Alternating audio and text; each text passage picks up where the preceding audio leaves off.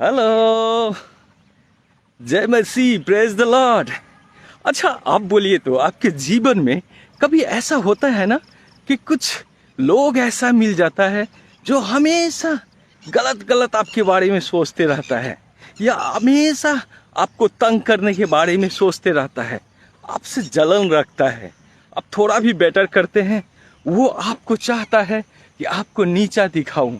चाहे वो आप जिस जगह पे काम करते हैं, जिस कंपनी में काम करते हैं, या जिस गवर्नमेंट डिपार्टमेंट में आप काम करते हैं, या कोई बिजनेस ही क्यों नहीं आप करते हैं, या आपके पड़ोसी, कुछ कुछ लोग ऐसा मिल जाता है जो हमेशा एक उल्टा पलटा गलत तरीका से आपके बारे में सोचता है।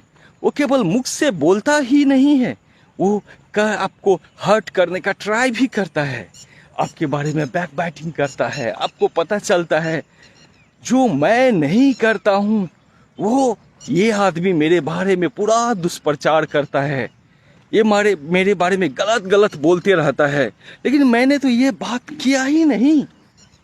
ऐसे लोगों से कैसे रहा जाए, ऐसे लोगों से कैसे व्यवहार किया जाए, कैसे उसके साथ ट्रीट करें, या ऐसे प्रॉब्लम से कैसे बाहर निकले।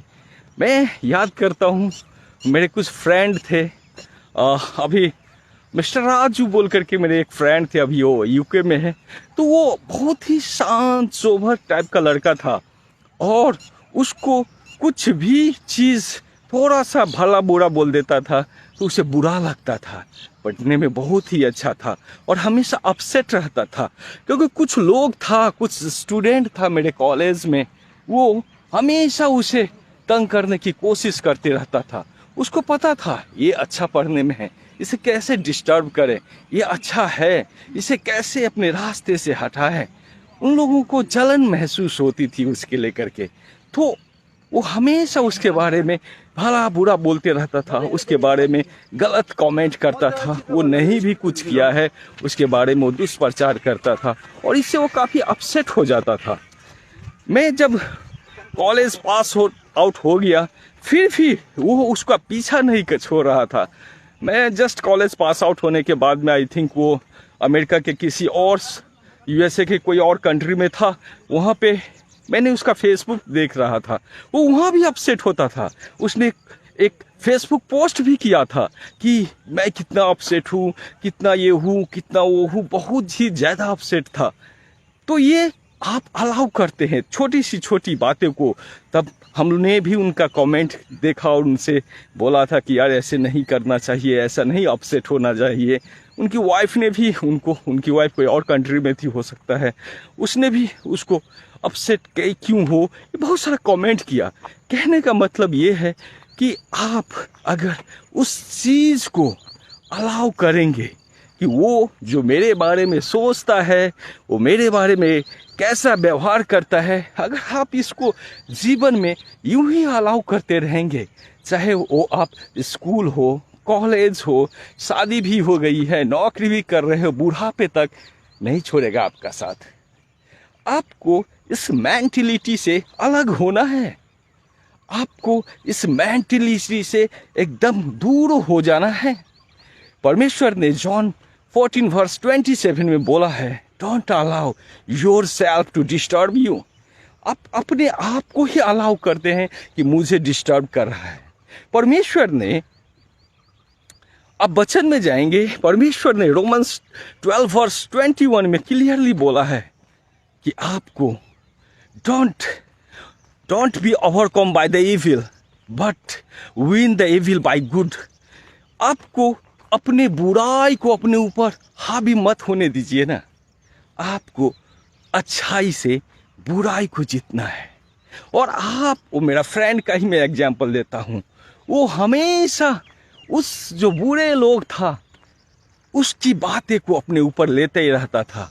कॉलेज भी समाप्त हो गया, नौकरी भी कर रहा है, किसी और भी कंट्री में नौकरी कर रहा है, फिर भी वो जो मेंटेलिटी था उनको, वो तो अपने आप के साथ है, वही हृदय उसके साथ है, वही हाथ, वही सोच, वही ब्रेन, सब कुछ उसके साथ ही है जो उसका बचपन में था। लेकिन वो अपनी सोच को नहीं बदला, उस सोच को कि अगर कोई मुझे कुछ बोलता है तो मैं डिस्टर्ब हो जाता हूं, उसको हमेशा लेके ही चलते रहा। उसको हायर गया, वो अच्छी नौकरी भी प्राप्त किया, लेकिन उस मेंटेलिटी को रिलीज नहीं कर पाया, छोड़ नहीं पाया। परमेश्वर बोलते हैं कि जब लोग तुम्हारे साथ बुरा करता है तो उसके साथ अगर तुम बुरा नहीं करो, उसके साथ अच्छा करो। अगर जो तुम्हारे साथ अच्छा करता है, अगर तुम उसके साथ ही अच्छा व्यवहार करोगे तो कौन सी बड़ी तुम बात कर रहे हो। जो लोग तुम्हारे साथ अच्छा व्यवहार करता है, अगर तुम उसके साथ ही केवल अच्छा व्यवहार करो तो कौन सी बड़ी बात तुम में हो गई है, कौन सी बड़े लोग तुम हो गए हो। तुम्हें तो ऐसे लोगों के साथ अच्छा व्यवहार करना चाहिए जो तुम्हारे साथ बुरा कर रहा है, तुम्हारे साथ बहुत ही बैड कर रहा है। आप बोलेंगे, अरे यार तू ये क्या शिक्षा दे रहे हो, कौन सी परमेश्वर का वचन बोल रहे हो। अगर मेरे साथ कोई बुरा करता है और अगर मैं उसके साथ बुरा नहीं करूंगा तो फिर जीवन भर वो मेरे साथ बुरा करते रहेगा। आप एक बार ट्राई करके देख लीजिए। आपके साथ जो बुरा करता है ना, और अगर आप चाहते हैं कि मैं उसके साथ बुरा करूंगा और वो मेरे साथ बुरा करना छोड़ देगा, ये जीवन में कभी भी नहीं होता है। कभी भी बुराई को बुराई से नहीं जीता जाता है। ट्राई करके देख लीजिए। और अगर आप ऐसा करते हैं तो उस बुराई के जाल में आप फंस चुके हैं। वो बुराई आपको घिर चुका है और वो बुराई आपको कभी नहीं छोड़ेगा, कभी नहीं त्यागेगा। आपको अपने जाल में ले लिया। यही तो परमेश्वर बोल रहे हैं कि आपको सचेत रहना है, जागते रहना है। दुष्ट आत्मा इस खोजी में रहता है कि कब किसे चीर फाड़ खाए। आप सचेत नहीं थे, जागते नहीं थे। आपको सामने से आपके पड़ोसी हो, आपके फ्रेंड हो, कॉलेज फ्रेंड हो या आपके को वर्कर हो जो एक साथ काम करता है, वो आपके साथ गलत व्यवहार किया और आप उसके झांसे में आ गए। आप जो शांति के साथ रह रहे थे, दुष्ट आत्मा आपकी शांति को चुराना चाहता था। वो नहीं चाहता है कि आप शांति में रहे और वो आपको डिस्टर्ब नहीं कर पा रहा है। उसको पता है कि आपकी विल पावर बहुत ही स्ट्रांग है। मैं कोई भी तरीका से, कोई भी दुख दे करके, उसे कुछ भी दे करके उसे डिस्टर्ब नहीं करूंगा, उसकी शांति को भंग नहीं कर पाऊंगा।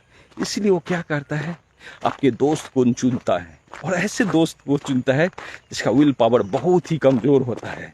ऐसे रिलेटिव को चुनता है जिसका विल पावर बहुत ही कमजोर होता है। ऐसे पड़ोसी को चुनता है जिसका विल पावर बहुत ही कमजोर होता है। और ऐसे लोगों को वो चुनता है हथियार के रूप में। ऐसे लोगों को चुनता है अपने काम पे लगाने के लिए और ऐसे ही लोगों को चुन करके आपके पास भेजता है कि जाओ उसे डिस्टर्ब करो, क्योंकि उसे पता है कि मैंने इस आदमी को डिस्टर्ब नहीं कर पा रहा हूं तो किसी और के थ्रू उसे डिस्टर्ब करूं। जब आपके पड़ोसी, आपके फ्रेंड आपके पास आकर के आपसे गलत व्यवहार करता है, काफी दुख लगता है ना। हाँ लगता है। क्यों? क्योंकि वो मेरा फ्रेंड था, वो मेरा पड़ोसी है, वो मेरे साथ ही काम करता है, मेरे ही साथ नौकरी करता है, मेरे साथ ही स्कूल कॉलेज में पढ़ता है। जब ऐसा आता है ना, काफी बुरा लगता है। और आपको सबसे ज्यादा बुरा लगे, यही तो दुष्ट आत्मा का, डेविल का काम है। यही सोच के तो वो काफी खुश हो जाता है कि वाह, मैंने जो आग लगाई थी ना उसको फ्रेंड के थ्रू वो काम करना शुरू कर दिया है। लेकिन आप उस समय में अपने आप को शांति के साथ रखेंगे। उस समय में आप उसे बदला लेने की भावना से नहीं जाएंगे, क्योंकि दुष्ट आत्मा की यही सोच रहती है कि कब वो उसे बदला ले, क्योंकि वो जाल फेंक चुका है और उस जाल में आपको बुला रहा है, आओ ना। और वो जाल इतना स्ट्रांग है ना, नहीं निकल पाएंगे। जब तक परमेश्वर को आप पुकारेंगे नहीं निकल पाएंगे। इसलिए उस जाल में मत जाइए और ये मत सोचिए कि मैं हार गया हूं। परमेश्वर बोल रहा है कि तुम मेरे वचन पे रहो, बाकी मेरे ऊपर छोड़ दे। तुम्हारे लिए मैं लड़ूंगा, तेरी ओर से लड़ेगा। जब आप एक्सोडस 14 वर्स 14 में जाएंगे, निर्गमन 14 के 14 में जाएंगे, परमेश्वर बोल रहा है तेरे लिए मैं लड़ूंगा, तुम शांति के साथ रहो। और परमेश्वर वचन में बोल रहा है साइलेंट रहो, चुपचाप रहो। और वो परमेश्वर बोल रहा है कि माफ कर दो। परमेश्वर आप जाएंगे, मैथ्यू 6 में बोला है कि तुम अपने दुश्मन को, तुम अपने बैरी को जब माफ करोगे ना, परमेश्वर भी तुम्हें माफ करेगा। इसलिए जब आप उसको माफ करेंगे ना, उसे माफी दे देंगे ना, परमेश्वर भी आपको माफ करेगा। और आप अगर बोलेंगे मेरे लिए कौन लड़ेगा, आपके लिए परमेश्वर लड़ेगा, क्योंकि उसका वचन है। और परमेश्वर ने तो भजन संग्रह 138 के 138 वर्स 2 में बोला है, वो 138 के 2 में बोला है कि मैं अपने वचन को अपने से ज्यादा महत्व देता हूं। जब परमेश्वर बोल रहा है कि मैं तेरी ओर से लड़ूंगा, तो फिर आपको इस बात को मान लेना है। आप खुद लड़ने के लिए मत चले जाइए, परमेश्वर को अलाउ कीजिए, प्रार्थना कीजिए। परमेश्वर ने बोला है अपने दुश्मनों के लिए प्रार्थना करो, अपने बैरी जो भूखा है उसे खाना खिलाओ। और अगर आप अपने बैरी को खाना खिलाते हैं, उसी के लिए प्रार्थना करते हैं, उससे लव करते हैं, ऐसा नहीं है कि वो आप उसके लिए कर रहे हैं, आप अपने लिए कर रहे हैं। ऐसा करके आप तो शीतलता महसूस करेंगे ही, परमेश्वर के वचन पे रहेंगे ही। वैसा करके अपने दुश्मन के ऊपर में एक आग का गोला भी रखते हैं और उसे, उसका जो कड़वाहट है, उसका जो कड़ापन आपके प्रति है, उसका जो नम पूरा खराब व्यवहार है, उस आग में वो सारा व्यवहार उसका भस्म हो जाएगा। और जब वो भस्म हो जाएगा, वो देखेंगे आपसे अच्छा व्यवहार करना शुरू करेगा। इसलिए कभी भी मत घबराइए, परमेश्वर को ही अलाउ कीजिए ना। आपका फाइट, आपकी जो युद्ध है लड़ने के लिए, परमेश्वर आपको इतना ज्यादा फैसिलिटी दे रहा है, इतना ज्यादा आपको प्रॉमिस कर रहा है कि मैं तेरे ओर से लड़ूंगा, तो फिर आपको छोड़ देना चाहिए। जब आप 1 किंग वर्स 2 में जाएंगे, अलेजा ने क्या किया था। अलेजा जब जा रहा था वो टकला था और 42 लड़का, हो सकता है यंग टाइप का हो, 42 लड़का एक साथ बैठा था और उसे बोलता ए टकले। आजकल मेरे अब जाएंगे रूरल बेल्ट में, बहुत सारे जो ओल्ड एज लोग हैं उसे लड़के लोग बहुत चिढ़ाते रहता है, उसको गलत गलत बोलते रहता है। तो उसको भी इसी तरीका से अलेजा को बोला ए टकले, ए टकले। अलेजा को बहुत बुरा लगा, ये लड़के लोग जब भी मैं रास्ते से आते रहता हूँ हमेशा मुझे टकला टकला बोलते रहता है, बुरा लगा। लेकिन उस बुरे को उसने रिएक्शन नहीं दिया, बल्कि परमेश्वर से ही प्रार्थना किया और उसको क्षमा कर दिया उस बच्चे लोगों को, और परमेश्वर से ही प्रार्थना किया। जानेंगे कि जस्ट उसके बाद 2 भेड़िया आया और वो उस 42 बच्चे को फाड़ चीर खाया। परमेश्वर आपकी ओर से लड़ेगा, आपको परमेश्वर के अधीन हो जाना है, आपके परमेश्वर को पास रहना है। जब आप परमेश्वर को अपने आप को सौंप देते हैं ना, आपकी ओर से परमेश्वर लड़ेगा। इसलिए कभी भी आप अपने बैरी को, जो आपको सताता है, जो पड़ोसी आपको बहुत ही गंदा भला बुरा बोलते रहता है, आप उसके लिए प्रार्थना कर दीजिए, आप उसका रिएक्शन मत कीजिए। आप अगर उसको रिएक्ट नहीं करते हैं, तो अगर वो कोर्ट केस भी हुआ तो आप वहाँ पे एविडेंस खड़ा करते हैं कि आप शांत था, यही रिएक्ट करता था, और वहाँ पे भी आपकी जीत हो जाएगी। तो बहुत सारे बातें हैं जिसके लिए ही परमेश्वर बोलता है कि तुम अपने बैरी के लिए प्रार्थना करो और हमेशा शांति में रहो, क्योंकि तुम्हारा युद्ध मैं लड़ूंगा। इसलिए आपको डरने की बात नहीं है। जो भी आपको सताता है, चाहे पड़ोसी हो, चाहे कॉलेज के फ्रेंड हो, चाहे कोवर्कर हो या बिजनेस प्लेस पे हो, आप उसके लिए प्रार्थना कर दीजिए, परमेश्वर आपका युद्ध लड़ेगा। आमीन।